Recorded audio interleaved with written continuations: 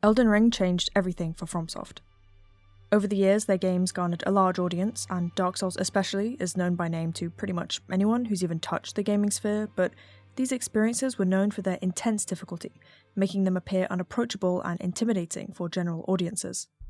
With the release of Elden Ring, though, the fanbase grew exponentially, partly because the world and difficulty feels a lot more approachable for people. But I also think a huge contributing factor was the expansion of themes and lore that had already been present in their previous projects, but were greatly evolved through the sheer scale of Elden Ring. By creating a huge open-world experience, not only was FromSoft able to expand the gameplay and mechanics, but the lore and story too. There's a piece of lore in every corner of this world. Every enemy placement, every item description, every carved pillar leads you to a new discovery. Gender, then, has always held importance in FromSoft's games. I've covered a lot of it on my channel, but there's still more to say and a lot of things I've missed or overlooked, and as Elden Ring enabled the expansion of so many previous themes, gender takes a much clearer and evolved role in this game. It may not be as pronounced as Bloodborne, but there's a lot to talk about here. And I've been saying I'll cover this game for a long time now, so here I am. We'll start by considering whether the lands between fall under a patriarchy, and then move on to consider femininity and masculinity, weaving in explorations of gender fluidity or ambiguity as we go. I'm going to be breaking down characters one by one, then seeing what the larger picture of gender is. Overall, this essay serves to prove that Elden Ring covers a wide breadth of gender performance. Anyone can fill any role, but patriarchy has expectations that tend to go fulfilled. If you've watched my other FromSoft videos on gender, you'll know this is often my takeaway, that the games provide a very rich image of gender and put forth the idea that anyone can be any role despite the expectations of oppressive systems and despite the differences between us. Because, as always, no matter what you identify as, we are all more similar than different, and we all have the capacity for humanity. So, as usual, remember to subscribe, let me know what you think in the comments, and let's get started.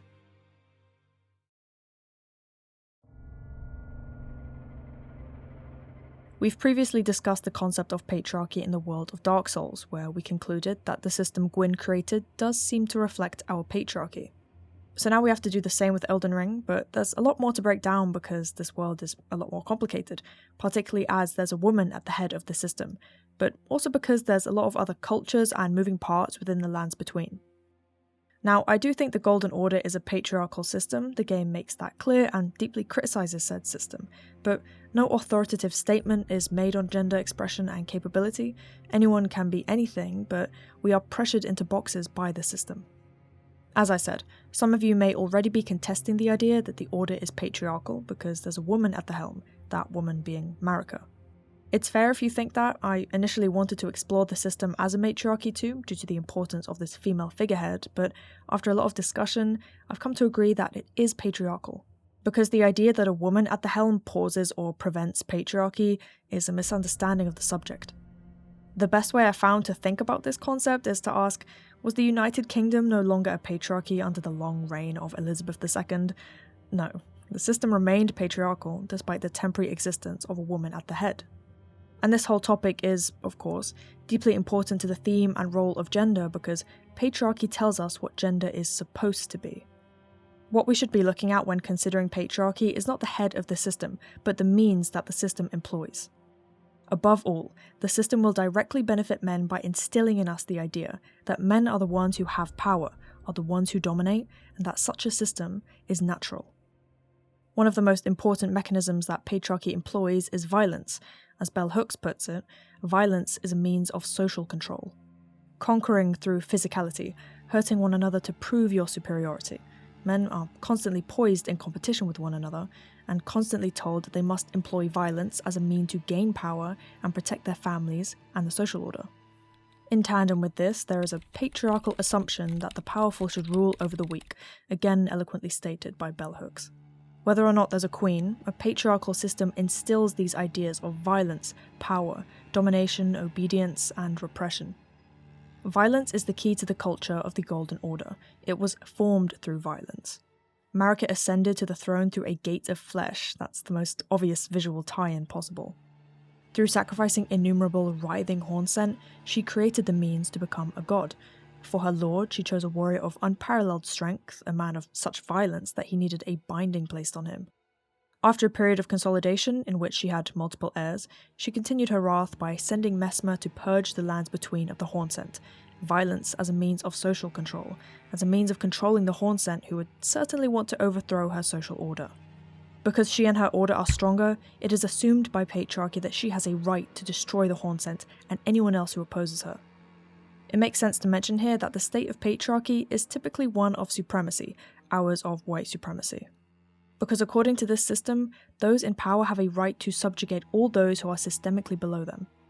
We see clearly that this is the case in the Golden Order. The Hornsent were systemically wiped out, and any omen born under the Order were banished to the sewers.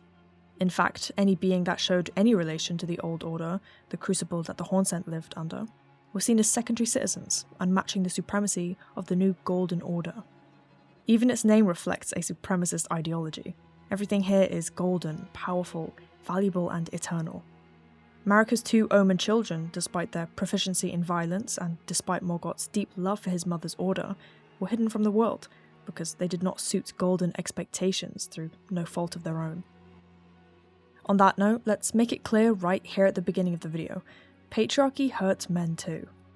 I'll go much deeper into these concepts when we cover masculinity, but if you're someone who's reluctant to listen to this, or even downright opposed to it because you think men are not a part of the conversation, please do listen. Because this game provides a clear mechanism to exercise the idea that patriarchy hurts men too, despite the systemic privilege received from it.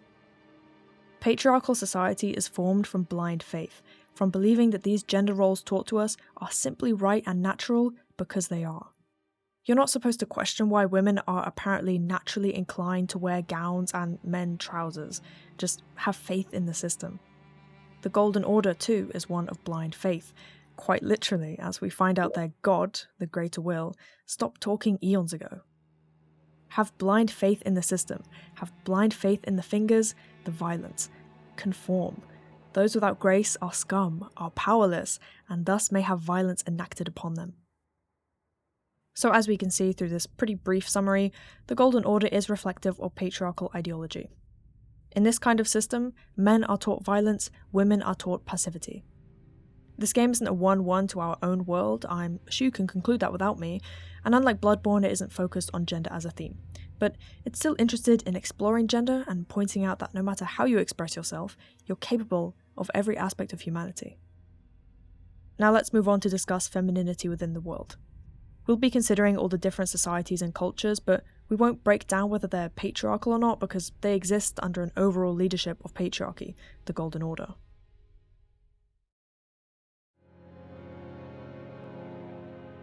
The first presentation I'm interested in with regards to femininity and womanhood is the image of a woman with a clear and decided will, but said woman has to hide that ambition under a ruse of traditional femininity. As we've discussed in previous videos, femininity and ambition are not supposed to go together under patriarchy. Women are supposed to be beautiful and housebound. Every organisation intent on reinstating a patriarchal fantasy has this expectation plastered on their billboards. Women are not to be ambitious, and ambition is not an aspect of femininity. If you want to be a feminine woman under patriarchy, you are not to have a will, because you are supposed to be subordinate to a man's will. Being ambitious, then, makes you suspicious and unnatural. There are many important female characters wherein this concept is explored. In order to move freely through this world and achieve their goals, women must conform and hide their ambition. These women must use deception in one way or another, and hide their proficiency in violence, for such a tool is necessary in a patriarchal order.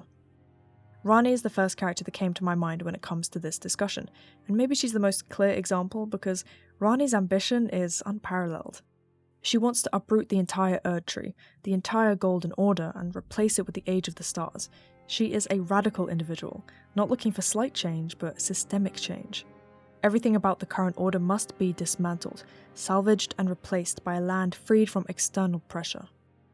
But let's ask the question, why would someone who wants to be freed from this system conform to the system? Isn't it more productive to rebel in every sense possible? Rani, and every woman in this character type, doesn't think so. Regardless of your belief in our current systems, in many ways, often unconscious ways, we have to conform to it. If we want to move through it with any modicum of success, we have to meet gendered expectations one way or another. And these expectations would be of utmost importance to Rani because of her royal heritage. She was born a princess, elevated into a demigod. She's a high-profile figure, an important woman, and thus the expectations for her to conform to traditional femininity would have been constantly repeated. As Judith Butler teaches, gender is an iterative process. What you're sexed at birth is not a one-time event. Throughout your life, you will be reminded over and over of what is required of you. So, what do you do in this situation? You know how you're supposed to act and what you're supposed to do as a woman, but you want more. You have a will of your own and an ambition you can't suppress like you were told. Well, you deceive. Rani, even after discarding her flesh, retains her gendered teachings and uses them to maneuver through the lands between. She uses the guise of traditional femininity to appear harmless as a sweet princess in her tower. That imagery is historical and striking, and she uses it to deceive. Because we know Rani the Witch is not a helpless maiden in a tower. But she knows that to get people to listen to her, respect her from visuals alone, she must conform to femininity. She must move within the system. She initially hides her ambition, even hides her name, hides her plans, tests us to see if we can handle the ambitious woman she really is, not the damsel in the tower she presents as. I think it's striking that when we marry her, that admittedly beautiful dress is gone.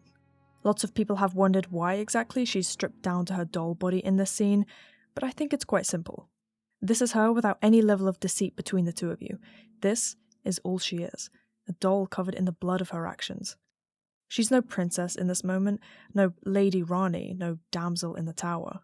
She asks, can you accept her, knowing what she is, and knowing everything that she's done to achieve her ambition? The dress becomes symbolic, an image of feminine royalty, the image she's lived under whilst pursuing an unwavering goal. But we have to note here that this image is not entirely falsified. Rani isn't pretending to be feminine, she is feminine. She very much so uses patriarchal femininity to deceive and hide her ambition, but she's still clearly a feminine individual. She chose a female doll body when she discarded her flesh, and she retains her signature dress in the ending. She's feminine, she appreciates femininity, but doesn't adhere to patriarchal femininity, only uses it as a guise. Because of how deeply entrenched patriarchal ideas are in our psyche, it is difficult to separate ideas of gender from patriarchal expectations. A lot of people who are against so-called gender ideology, maybe even you are, think that people like me want to destroy women and men, femininity and masculinity. But what we actually want to do is offer healthy alternatives to what patriarchy has offered. We want a femininity that allows space for ambition, a masculinity that allows space for being idle. And as I said, such alternatives seem hard to picture because gender is a constant, it's iterative, we are always under the pressure of patriarchal expectations. In an ideal world, Rani would wear her feminine dress and proclaim her ambition to everyone that passes. She wouldn't have to deceive with dainty femininity, a damsel in need of your help. But like our world, in order to move through her land with any proficiency, conformity is required. Rani is a really interesting character to me, and I think the fact she's been villainized by the fandom exemplifies my point. Uncritical people in this fandom like to proclaim that she's a deceitful villain, a murderer, a manipulator. Yes, she is morally grey and nuanced. She did have Godwyn killed to further her plan. She did manipulate you at first, and she was willing to sacrifice her warriors in order to achieve her goal. But what of Mesmer, the man leading a crusade against an entire race? Why does the fandom weep in sympathy for him, disregarding the countless lives he's taken, whilst villainizing Rani? What of Morgoth, who spends his time slaying Tarnished and upholding a system that oppresses him? Why is he more worthy of sympathy? What of Radahn, of Moog even, the murdering blood fiend who was suddenly adored by the fandom because he was charmed by a feminine man for an unknown period of time?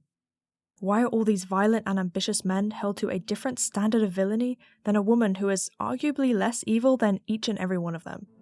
Because according to the general population, ambition in a woman is unnatural. People sometimes tell me that delving into games this way is a waste of my time, that it's not that deep. But I think this example proves otherwise. Fiction affects reality just as much as reality affects fiction. The way people respond to fiction can inform us of our biases, our unconscious predilections, our propensity for this or that. In simple words, we can learn about ourselves through fiction, through art. And video games are honestly the perfect medium for this kind of introspection because it, unlike other art forms, places you in direct control of the story. We can learn a lot about ourselves through this medium. Another character who fits this mold, and one of my favourites in the entire game, is Lady Tanith. We know that Tanith used the facade of patriarchal femininity her whole life. She was a dancer in a foreign land when she met Rykard. And as a dancer, we can assume that Tanith was not of high social standing, but she used her female body to provide for herself within patriarchy. She conformed to what was expected of her. She was a beautiful body to look at. The details of Rykard and Tanith's relationship, besides the fact he met her as a dancer, are unclear, but it is clear that they loved each other quite deeply, most clearly outlined by the on-screen quote. I'm sure that between the two of them, the previous gendered expectations thrust upon Tanith were forgotten. I doubt that heretic Rykard, the man who fed himself to a traitorous serpent, would expect a dainty and weak wife. But regardless of their relationship, Tanith still uses patriarchal femininity as a ruse. We don't discover her true, visceral self until we defeat Rykard. Because before that, she presents herself as the royal lady of the manor, the dainty woman in need of protection from a crucible knight. We get the impression that she's simply carrying on Rykard's wishes, that she has no personal will or ambition, that she's simply matching the patriarchal expectation that she should be dedicated to her husband and his every whim. He is the true ruler, after all. To further this, she's linked directly with motherhood, the leader of the family, as she calls it, and the adoptive mother to Rhea. She seems to embody the feminine performance expected of her. She's a mother, she's dedicated to her late husband, she sits and talks politely, she sends her men to go and do the dirty work. Her visual design, of course, contributes to this reading. She wears a white silk gown, a symbol of purity, engraved with gold thread and jewels, clearly feminine in design. Nothing strange there, but above it, she wears a mask. This, like Rani's dress, becomes symbolic when we look at her character through this lens. Her savage ambition, her capacity for gory violence is hidden away and shown to no one. It's more useful to appear as the motherly proprietress of sin than to appear as a woman who wields ambition and violence. And as we see with Rani too, this approach is necessary if a woman wants to build a community around her. And yet, despite this design and presentation, in one of the most shocking moments in the entire game, we find her devouring the writhing corpse of her husband after we defeat him in battle. I, like mostly everyone, was extremely taken aback by this scene. Of course we know that this woman is a heretic and a rebel against the Erdtree, but she still seemed to match up to traditional femininity. She even calls herself meek. To see her here, her white gown soiled with serpent blood as she eats the still-moving body, it frames her character in an entirely new light. Like Rani, she's happily feminine, but she hides her capacity for violence and her ambition under the blanket of patriarchy. Volcano Manor can't be that big of a threat if their leader is this weak, unassuming woman, right? This scene is, of course, very biblical. In fact, the entirety of Volcano Manor is. In numerous item descriptions, there's references to sinning, of being heretics, and of course the image of this grand serpent calls back to the Garden of Eden. But instead of taking a bite of a sinful fruit, Adam feeds himself to the serpent, grants it his power, and Eve walks over to take a bite out of the serpent. The strict gendered roles of the biblical scripture are explored and not only flipped on their head, but thrown around and fried, until we arrive at Tanith devouring the heretic snake who devoured her husband Rykard. And though this may sound like the game is framing Tanith and Rykard as truly twisted and unnatural beings, thus perhaps suggesting their performance of gender is the same, we have to consider that their relationship is possibly the most loving in the entire game. I know that sounds weird, and maybe my argument here says something about me and not the game, but here we go. They, as a couple, were deeply devoted to one another and their joint ambition. The most important quote for this comes from the consort's robe, Tanith's armour, which states, "She was the only human to remain by his side when he became the serpent of blasphemy. In that moment, Tanith was truly charmed by him." No other human could stomach Rykard's plans, but Tanith was enraptured by them, and she refused to forget him. After his death, she's intent on continuing their joint ambition by tearing apart his flesh. It's very romantic if you ask me. These two were able to love each other beyond the expectations of patriarchy and foster ambition together, equal partners in their sin. The next woman in this category that I'd like to consider is Fia. And if you can't tell by now, yes, this is going to be a very long video. I want to give all these characters the time they deserve, and once we've explored what they say about gender, we have even more to explore through the general enemy design. Back to Fia. She too uses patriarchal femininity to appear harmless, and it works. It's super easy to overlook her despite her presence in the Round Table Hold, and her presence in the opening cutscene. I certainly did on my first playthrough. I think the blessing she provides encapsulates this concept. People are lured in by her mothering figure, her disarming femininity, and she grants players an item that's easily forgotten, one that'll take away 5% of your health. I remember when the fact Baldachin's blessing debuffs you was figured out by the majority of the fandom, everyone was surprised that they'd been unknowingly carrying this thing around, despite the fact it can be useful when used, because that purely feminine and loving image she presents is disarming. Fia is like Rani in that she wants structural change, though she isn't as radical. She doesn't want to uproot the system, but to amend it in a way that serves her. Though this isn't as radical, Fia's ambition to change things is unsuited to the patriarchal feminine. Wanting to change the world to any degree is the path of strong men intent on going down in history, not deathbed maidens. Like the other women, she is feminine, maybe the most out of all three we've discussed so far. She's motherly to us and all those who walk in death. She's a warm companion for great men who've passed. But that isn't all she is. She goes beyond patriarchal bounds and expectations. Like Rani, she uses that femininity as a ruse to disarm you, and reveals all of herself after. Devon's dialogue if he kills her is very telling, and I think it illuminates my point. This woman who has challenged the Golden Order with her ambition, gone against nature and law itself, she's not even human in the eyes of the system. She's just flesh, a rotten mother, a failure of her gender. She reached beyond the bound, and is punished for it through gendered insults and violence. Like Granala, who we'll discuss later, this is clearly patriarchal violence as seen through the insult used. Another character I think we can place in this category is Melina. She is clearly an ambitious woman, and a feminine one, but it's so striking how she says she will take the role of a maiden. She isn't one. She can't embody that feminine subservience expected of a finger maiden, because she isn't here to serve you. She's your equal partner. You help her fulfill her mission, she'll help you with yours. To be a maiden is to submit, which is something she won't do, but she can imitate the role, be what society expects her to be so she can chase her ambition. As she says, she acts of her own volition, not of her mother's will, nor yours. A lot of players think that they're saving and protecting her when they choose the Frenzy Flame. Plenty of people who've played this game act like they're doing Melina a grand favour by becoming the Lord of Frenzy, that they've burnt the whole world down for the woman they love. But all you're doing here is taking away her agency. You're removing her choice from the situation, and her choice is very clear. She wants to be the kindling that will burn the Erdtree down. This is her will and ambition, and taking that from her is not doing anything but disrespecting her as a person. Patriarchal masculinity has taught you to be protective and chivalrous, even when the woman you're apparently protecting doesn't want it. The last character who we'll discuss in depth is Marika herself. She's definitely the most interesting woman because she too uses patriarchal femininity to disarm, hide her ambition and move through the world, but the difference is, she's the leader of the Order. She's a very interesting look at how women can uphold patriarchy, and the reasons why they do so. Marika presents very feminine, as we know. She wears a royal silk dress that is clearly unsuitable for anything besides sitting regally on a throne or going for a guarded stroll. A huge part of not only her character, but her public image, is being a mother to all. It's a piece of propaganda, of course.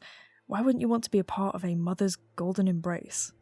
She matches the presentation expected of her, a beautiful and royal woman, whilst her two husbands appear to be warriors and guardians. But we know that she goes beyond these patriarchal expectations. She isn't simply a queen inheriting a throne. She carved it herself. She used unfeminine violence. She didn't submit to anyone's will besides her own. She is one of the clearest examples of a woman's ambition in the entire game.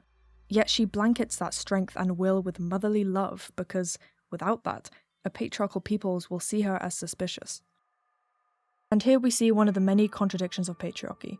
Women are expected to be subservient angels in the house with no ambition of their own, yet society relies on women's ambition just as much as men's.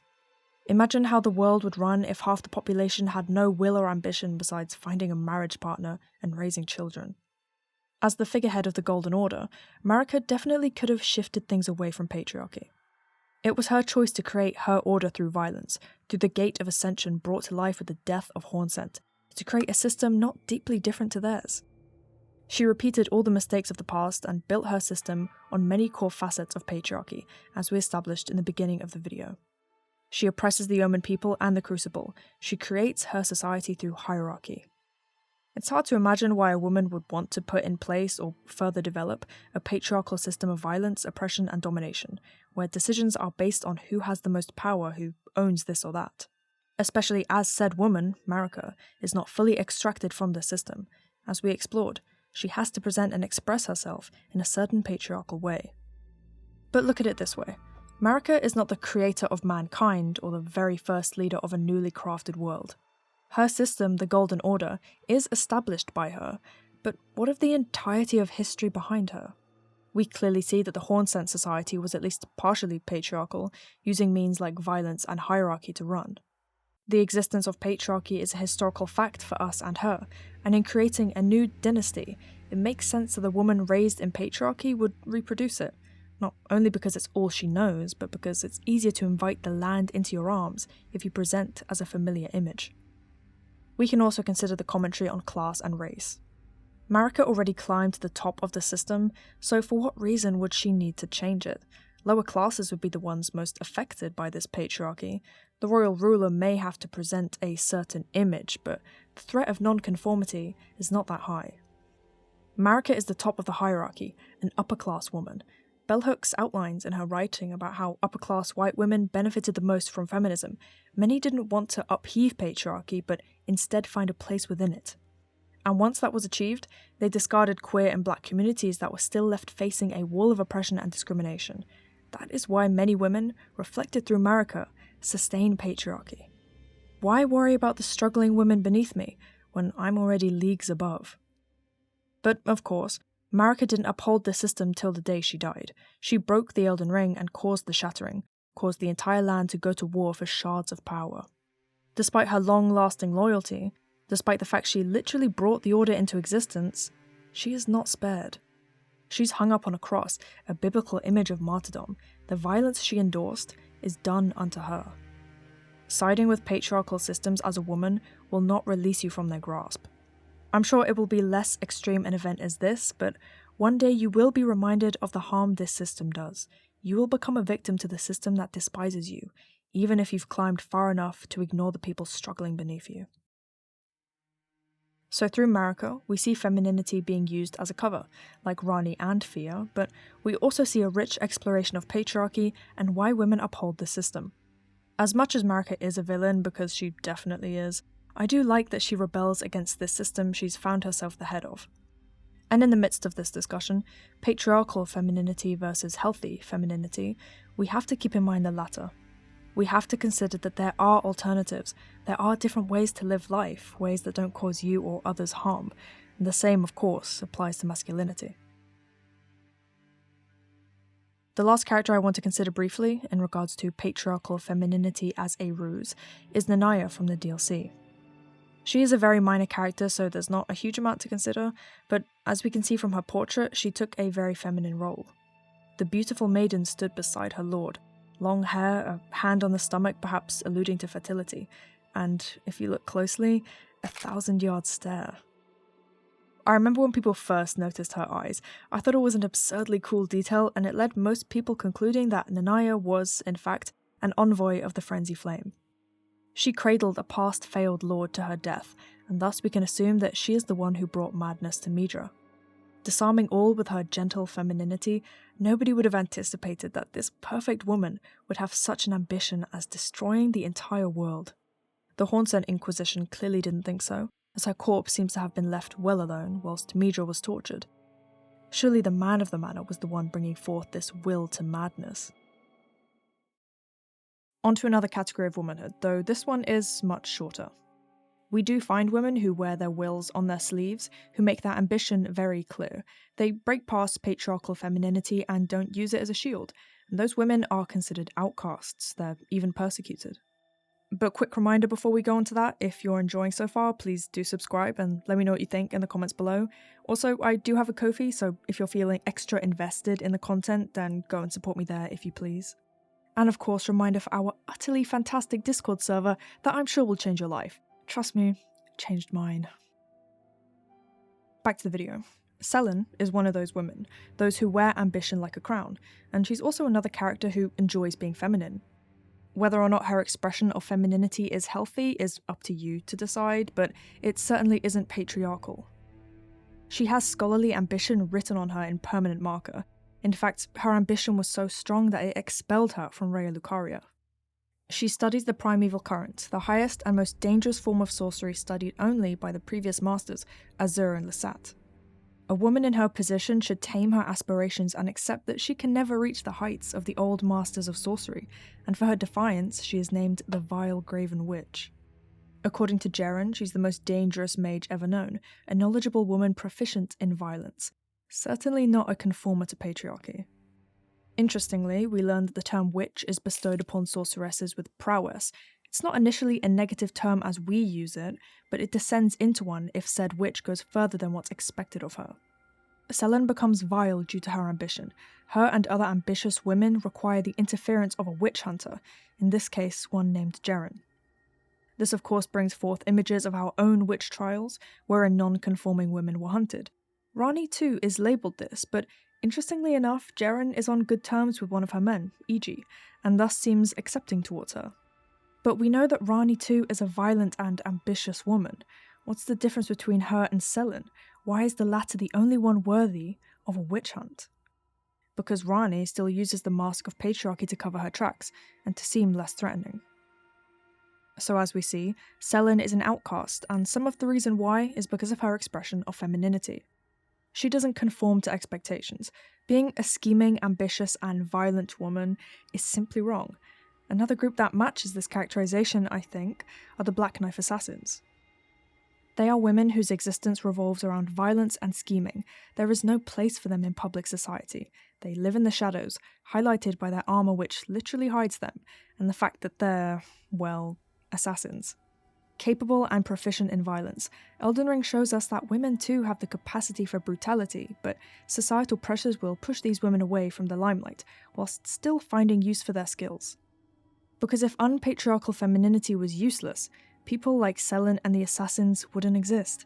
Nobody would hire or find a use for them. However, we need to make a distinction here between violent, ambitious women and women who simply adhere to violence. Adhering to violence as a woman is acceptable in the lands between, as long as you're using it to serve someone else, not using it to attain your own ambition. If you're using it for yourself, you've gone too far from the patriarchal ideal. You're aiming too high.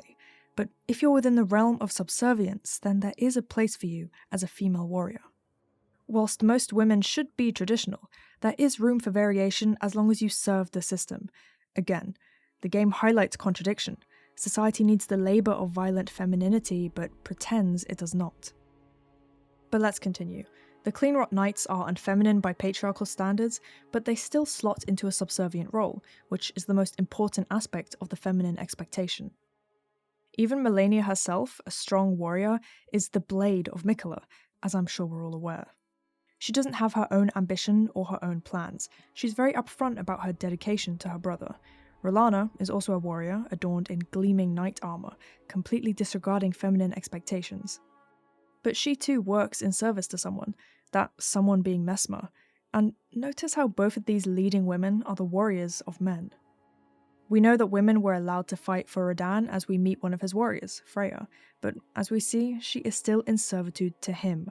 Her will is his. She does not fight for herself. Even when we meet her, she's still fighting for Mikola, and the same goes for Lady Lida, a violent and capable woman, but a woman who serves. Yelan and the other sword hands of Night are similar. They were raised to be warriors, but warriors who serve, and she is the Blade of Ymir. Elden Ring is making the point that women are capable of violence and capable of expanding beyond strict expectations. Like all of FromSoft's games, we see that these roles are open to everyone of every gender, but there is still societal pressure to conform, even if holding on to conformity seems ludicrous. The last expression I want to describe is the victimized woman. In this sort of system, it's no surprise that we see many women wherein violence that has been enacted upon them is a core part of their story. Renala is the most interesting character in this category because we become the hand of patriarchy committing violence against an innocent woman. She literally cannot fight back. She's in a catatonic state trapped in the memory of Radagon leaving her. Her first phase is genuinely horrific if you pay attention to what you're doing. You're sat beating this defenseless woman who hardly comprehends your presence. Her only defense is the spell Rani has conjured. Imagine if we had actually killed her, how evil that would have been and how many players wouldn't have thought twice. Because this system we're in compels us towards violence. Even in the quote-unquote civilized society we live in now, think about domestic violence numbers, think about the social violence we have to do unto one another in attempts to gain profit or uplift ourselves socially.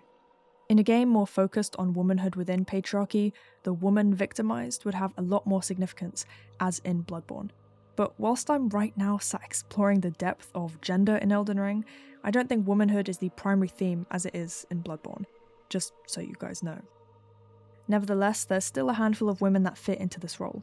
Irina sticks out to me because she, for her entire life, has been helpless and ends up a victim. She's the type of woman patriarchy pretends to uphold, but also the type of powerlessness that the system has taught us to trample on. Another contradiction, it seems. Though Irina continues to be interesting as she seems to come back to life as Hayeta.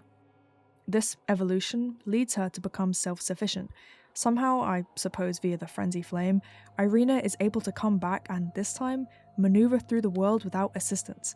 In a system that wouldn't protect her, she's able to turn her back and embrace Frenzy as a mode of living that brings her to self-sufficiency.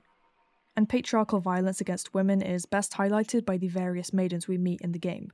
Irina is of course part of this group, and our maiden dies before we even meet her.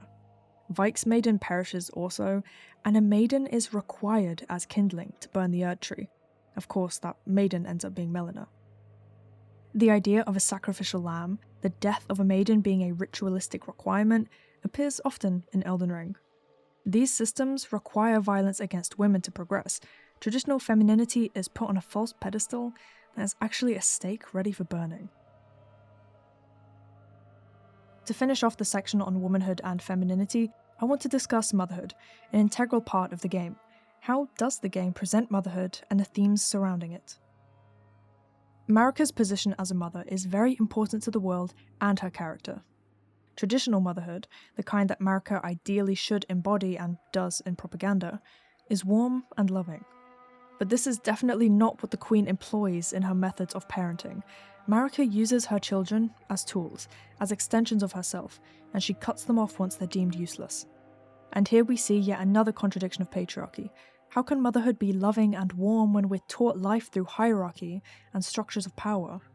Under this society, children are property. They are extensions of you. There can be no warm love under a system like this, only the phantom of it. The idea of motherhood is developed further in the DLC, and it goes in a very interesting direction. We're introduced to Count Ymir, whose one desire is to become a mother.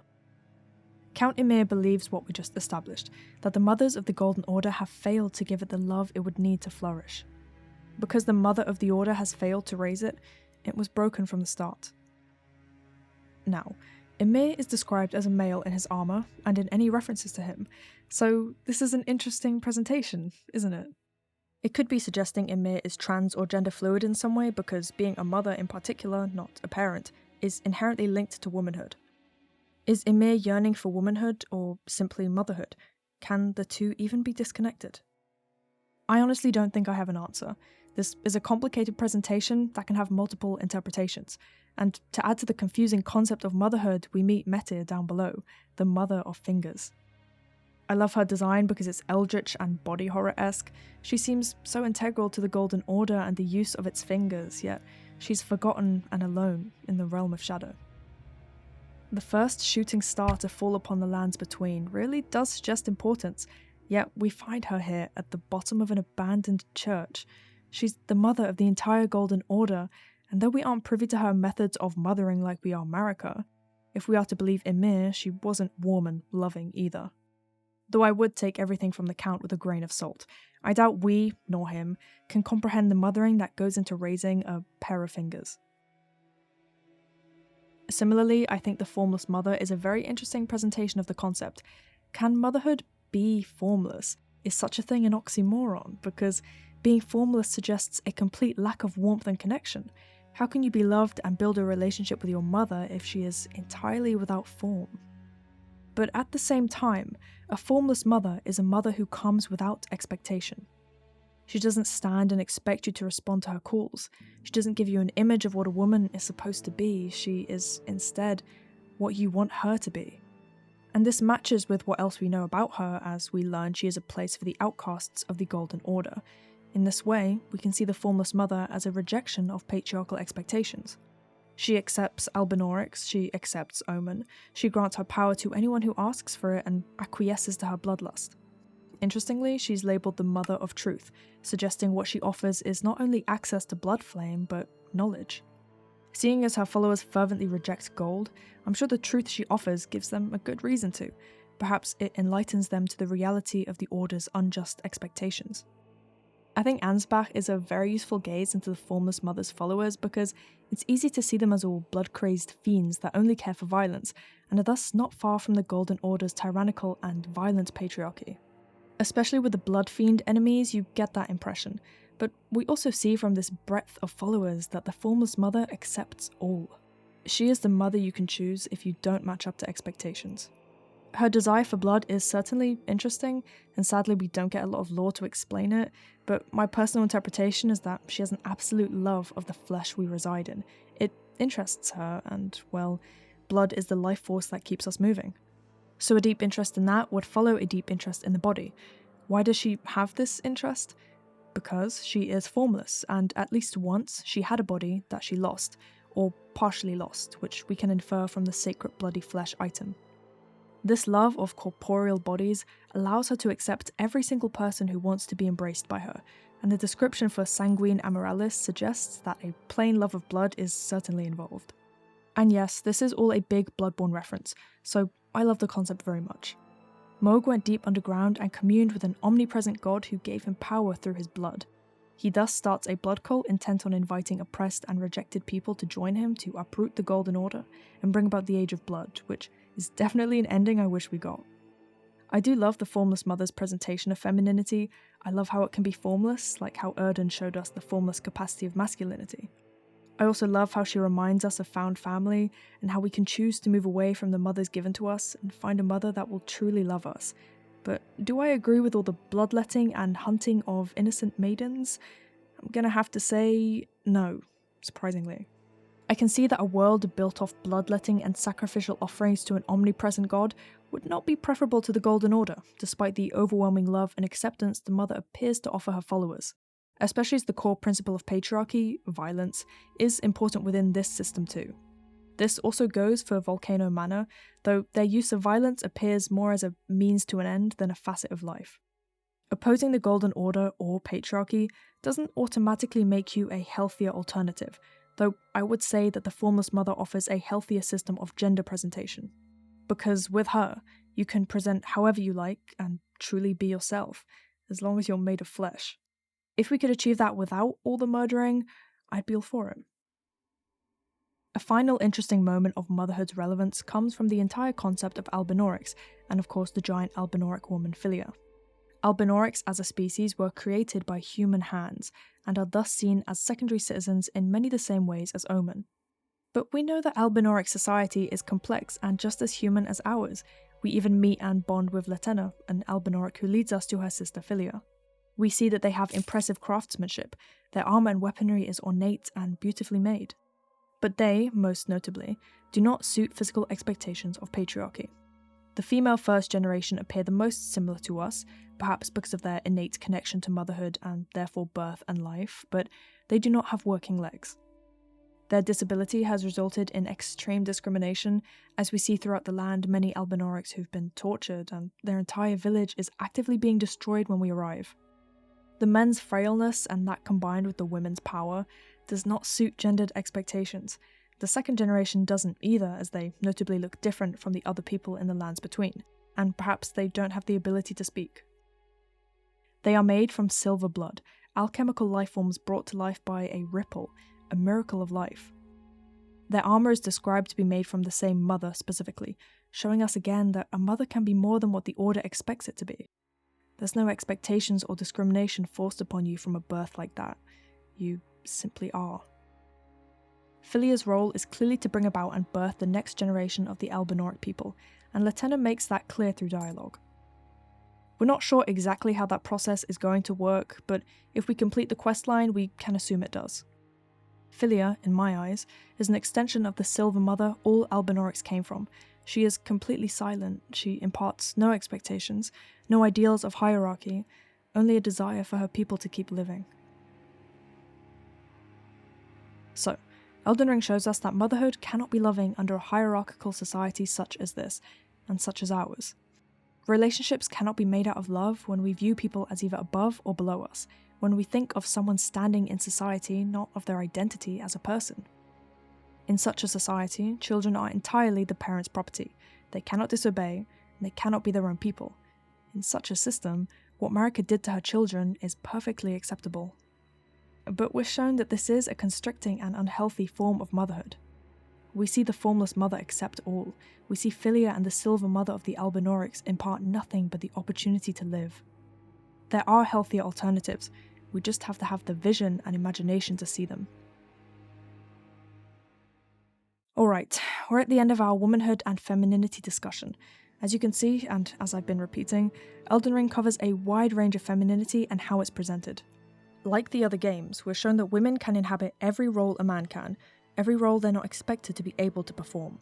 But at the same time, they're pressured into certain boxes which can't fully encompass femininity, proven simply by the fact women constantly go beyond these apparently correct boxes. This is all applicable to men too, which we will move on to now. And by the way, I'm definitely missing some things here. There's huge depth to this game, and it's impossible for me to cover it all, so do let me know your ideas as we move to discuss men and masculinity.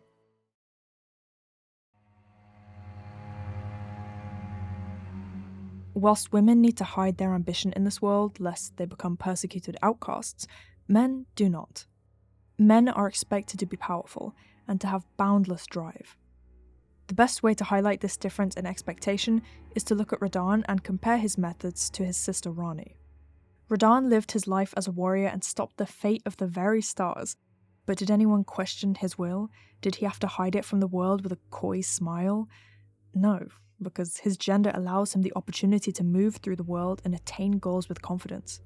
As we can see from that alone, Radahn matches patriarchal expectations quite strongly. He's physically strong, he uses that to crush others, he runs his sect of the land through violence and hierarchy.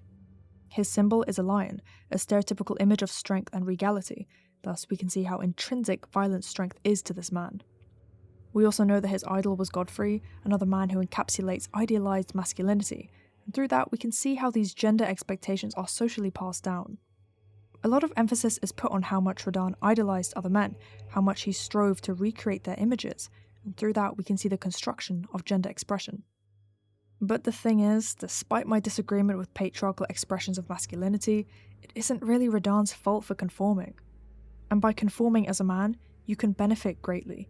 You can move up through the system with ease when you look like what you're supposed to. However, regardless of his conformity, through Radahn we see that this idealized masculinity is impossible to fully live up to. Radahn is one of the characters who seems to match it closely, seems to match the unflinching strength, ambition and domination expected of him, but he doesn't fit into the patriarchal box entirely, because no person can. We are too complex to match such strict expectations, yet most people strive to fit in regardless. Radahn feels deeply, and it's best highlighted by the lengths he went to keep Leonard by his side. It is funny to see this humongous beast of a man levitating above a tiny horse, but it shows us how deeply Radahn loved, and as we've established, this kind of system does not encourage love, and it certainly doesn't encourage men to feel anything besides the will to power. The love he feels doesn't fit into the rest of the box, because no person can be whole in that crushing expectation, even someone as seemingly conforming as Radahn. Of course, we can't discuss Radahn without Miquella. Radahn is charmed by his half-brother and becomes his protector. He continues to embody masculine expectations by becoming a guardian of his lord. And honestly, this version of Radahn is the closest version to a patriarchal vision, which may seem strange, but in this form, his love has been stripped from him. Leonard is long gone, And Radahn is no more than a husk of his former self, stripped of individuality and forced into a role. Miquella is an interesting case as well because, as we can see, despite his position outside of the system and outside a cursed with eternal childhood, he ends up recreating the failed Golden Order. Miquella, even when an adult, is a feminine man and a man who wished for an age of compassion, an age that was more accepting of nonconformists. Yet, as we see from Radahn, employing compassion at the expense of free will results in continuation, even exaggeration, of the oppressive systems already in place. We as a society have to make the conscious decision to move away from oppression. Not having a choice in the matter is simply another form of oppression. The next man that matches this character type of the ambitious man with no need to hide his will is Godfrey. Despite his position as a political pawn, which we'll mention later, Godfrey is a powerful man and he makes that very clear. He perfectly matches masculine expectations. He values hierarchy and strength. He accepts you as a lord once you defeat him in battle. Conquest was his one joy in life, as we see he led the battle against the fire giants and lost his lust for life knowing his last worthy opponent was gone. It's no surprise, then, that Radahn looked up to him. Godfrey is a fun character because you find yourself liking him due to the respect he has for you. He comes off as a decent guy compared to everything we fought to get to him, but alongside Marika, he held up this rotten order. He did nothing as his sons were banished and chained in the sewers. This kind of strong, ambitious masculinity does exist beyond patriarchy and it should be valued, but it cannot go beyond patriarchy if you continue to uphold and accept all the oppression and discrimination against men that are not like you. But even more complicit in the Golden Order we have Radagon, or should I say Marika. As we've been establishing, the Golden Order was rotten from the start because of its upkeep of a patriarchal system, but that's not the only reason it was flawed. A large and very confusing part of the law is the idea of conjoining and converging, the idea of all things coming together as one. Marika's order is fundamentally flawed because she could not bring everything together. She rejected parts of the land and various peoples of the land, most obviously the Hornsent. And this whole concept is represented through her relationship with Radagon, her other self. She wished to destroy everything, and perhaps build it anew once she realised this system was an utter failure from the beginning, but her order is based on a fundamental failure, and so she cannot get her other half to converge with her. The fundamental failing of the Golden Order is represented by the schism between her and Radagon. Now this is going to be the most confusing part of the video, as I'm sure you can anticipate. I'm of the belief that Marika and Radagon were always one being, but they were never fully in agreement with each other, and thus could not fully become one. Perhaps in the beginning they were in agreement, but when Marika decided to uproot everything, Radagon could not agree to it and join her side. It's notable that we never hear of Marika in the battlefield because her image was strictly as people expected a feminine queen to act like. But her other self waged war in Liurnia, becoming a hero of the two wars. She, in some way or another, was capable of embodying traditional masculinity and doing so with precision. But to do such a thing as a queen would undermine her entire system. It would reject the strict patriarchal principles her world is built on. And interestingly enough, it's in the moment Radagon leaves Rennala that we see for the first time a true example of Marika's humanity, because they left Rennala the Amber Egg as a gift. It wasn't a violent divorce worthy of uproar and war, it was a quiet and sad departure, as Radagon left to join his other half. Despite this system Marika upkeeps, she's clearly capable of breaking every gender boundary. She's literally a man as well as a woman, and her masculine other half shows love and sadness despite the strong warrior he is. But because of the fundamental failings of the Order, Marika cannot converge with herself. How could anyone, let alone the ruler, accept every part of their self, their gender expression, when the world is constantly pressuring them into a box? How can anyone thrive in a system that's fundamentally broken? The next type of male character I want to explore are the ones who have been victimized by the Golden Order. Because, yes, a system like this harms men as well. Let's start with the Omen brothers. Morgott was born into oppression, as the Omen people were hidden and discarded by the Golden Order due to their relation to the Crucible. Yet he is intent on upholding this system that hates him. He matches patriarchal expectation to a strong degree, a warrior, a man focused on power and hierarchy, yet he's not accepted. No matter how hard oppressed groups try to cozy up to systems that hate them, no matter how close they get to that throne, they will never be fully accepted. Morgott highlights this concept so excellently because he spent his entire life dedicated to the Golden Order. In a lot of ways, his character mirrors Gwendolyn's. The two of them wasted their lives and the opportunity to change things to instead try and cozy up to their parents' rotten system. Both of their expressions of being a man, masculine or not, are perfectly acceptable and worthy of respect, but a patriarchal system does not accept outliers, especially not when it comes to physical appearance. There's always been a strict, though changing, physical expectation for men and women, and neither Morgott nor Gwendolyn reach that standard. They are thus viewed as less worthy of respect than those lucky enough to be born into physical conformity. Morgott is a really tragic character, and that's probably why he's so popular. We can all recognise the Golden Order does not care for Morgott, but he's made it his entire purpose to serve and uphold it. Interestingly, after we defeat him at the base of the Erd Tree, we see his omen horns disappear from his body, and though I'm sure he viewed this as finally receiving grace, I think it shows that at the end of everything, we're all the same. We're all people, and we're only viewed as less than or more than due to oppressive systems placed upon us at birth. The iterative process of being labelled a man, and then an omen, labelled a protector and a warrior of the Order, yet at the same time, an outcast and a failure. Of course, it's absurd that the Order kept from its inner circle one of its most fervent believers, but patriarchy is a strict box. There's certainly some leeway, as we see with Radahn and Leonard, but he wasn't born into a marginalised group, the Omen, and thus he had space to writhe a little in his box. Moog, I think, understood all of this, unlike his brother. He turned away from the Golden Order and found refuge in the Formless Mother, who we've already discussed in length. He didn't try to uphold a system that had his own mother confine him to the sewers and keep him there locked in shackles. He knows he doesn't match up to expectations, and he doesn't pretend otherwise. He is a man in complete servitude to a woman, a mother, imparting her will upon the land instead of his own. Messmer is quite similar to Morgott. He clearly loved and respected the Golden Order, seeing it as an extension of his mother. But she used him as a tool, as patriarchy tends to use men as tools. She sent him on a violent crusade against the Hornsent, as she sent Godfrey against the Giants and later exiled him. Messmer was clearly exiled too, but in an indirect way that perhaps insinuates Marika didn't want to have the exile publicly known. Whether that was out of concern for her son or for her reputation, that's for you to decide. I think there is evidence that supports the idea of Marika loving Messmer, but whatever love she felt goes against her system. You cannot love when you view life through hierarchy. That is obviously pointed out by Marika exiling Messmer regardless of any previous love. Thus, his story is a tragedy.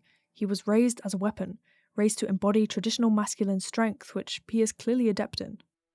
But like his Omen brothers, he doesn't match up to physical aesthetic. He was born cursed with a malevolent serpent within him, and, like Melina, he was born a threat to the Erdtree as he too saw a vision of flame. His existence told Marika one clear thing, that her order is not whole, and it never can be, for people like Messmer will always be born, even from her own womb. Messmer deep down knew that his mother had abandoned him and knew that he was fighting for his own oppression. Through his tone we can tell that he knows his position, but how hard is it to face that the system you were born and raised in does not care for you, that your version of being a man is apparently unnatural and worthy of shunning? I'm sure none of you listening have a cursed snake writhing inside of your flesh, but like being an omen, that can be read as an allegory for a wide variety of things. The final exploration of masculinity I'd like to discuss is the cunning man, the mirror of characters like Selin. Despite it not being expected, of course men can also act like this, as despite our differences, we are all capable of humanity. I'm sure you've noticed I like to say that. There isn't a huge selection here because it's the opposite of what the Golden Order wants a man to be. Mainly we have Celavis, who plots under Rani's nose, and he's actually helped Selin in the past. It's definitely notable that his questline involves you making numerous women into puppets, and his overarching goal is to turn Rani, a strong feminine demigod, into one of his unthinking minions. It could be a continued exploration of how women's bodies are harmed in this system, as we see with the maidens. In fact, one of his puppets is indeed a finger maiden. And I'm surely not the first person who has made this connection, but there is definitely the implication of sexual violation in this questline. He's procuring these women and forcing them into dolls who cannot say no, gathering a collection of unwilling bodies in his secret basement. Despite Celivis not being a traditionally strong man, the system has clearly taught him that he is entitled to female bodies. Mikola is also quite the schemer, and through his character we also get more exploration of gender fluidity.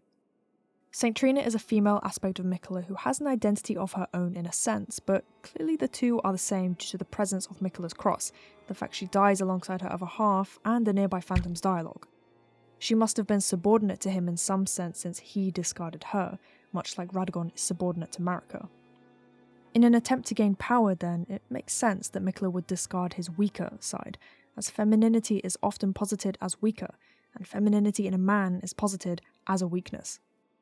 Love, too, is supposedly a feminine emotion, one not granted to men in this system of gender. Mikola failed to understand the fundamental flaws of the Golden Order, failed to see that discarding anything would prevent the convergence of the lands, the uniting of the peoples under a banner of compassion. A person cannot be whole without femininity, masculinity, and everything in between. A land cannot be whole through subjugation and rejection. Like his mother, Mikola fully embodies both genders, and St. Trina's gender cannot be pinpointed by her followers. A notable follower of Trina is also described as androgynous, which furthers the whole exploration of gender going on here. It makes sense to me that a character intent on uniting all under an age of compassion would be notably beyond gender expectations, because compassion would invite everyone who feels a similar way on the subject. Not only is Mikola beyond expectations, but happily so, until he falls victim to the same mistake his mother made, that is, rejecting convergence. A real age of compassion would allow us to accept every part of ourselves, every part of the confusing reality of gender expression. I want to give Godwyn a bit of time here at the end because I don't think he fits into the various expressions I've come up with today. Before the Night of the Black Knives, he certainly appeared to be like Radahn or Godfrey, a man with strength and a will of iron. He even befriended dragons. He was the height of the Golden Order, Marika's perfect golden child. But who protects the men who are supposed to be protectors? Even this perfect man could not find peace in this violent system. He became victim to it in the worst way possible. His flesh writhed until he became a rot at the foot of the Erd Tree. And who is there to comfort what's left of him now? Morphed and changed into a being fervently rejected by Gold, the only one to offer him acceptance is Fia, a woman who, as we've discussed, rejects the Order. This system will not provide for you and protect you even as a man embodying exactly what you're supposed to embody. And if anything ever happens to you, you will be kicked off that ladder without hesitation. The people who will love you then, because they do exist, will be the ones who can look beyond the patriarchal pedestal you thought you had to stand on. Elden Ring shows us, then, that being a man comes in an infinite amount of variance, but variance is pressured into boxes by patriarchy. Despite the fact many men think uprooting patriarchy would only benefit women, this game shows us that it would help men too. It would let non-conforming men be what they want to be, and wouldn't force men like Morgott and Messmer who literally cannot conform into the system. To look beyond strict expectations of gender would benefit us all. Hello everyone, I hope you enjoyed this one that I've been promising for a long time. I know that I've 100% missed out on something, so do let me know if you have anything to add. This is also my first video over an hour, so it took a lot of work, but it was definitely fun to delve this deep into a game. I've also read a lot more since my past essays on gender, which I hope comes through in the script. But that is all for today, so thank you very much for watching. Remember to subscribe, join the Discord, and support me on Ko-fi if you'd like. Thank you again, and goodbye.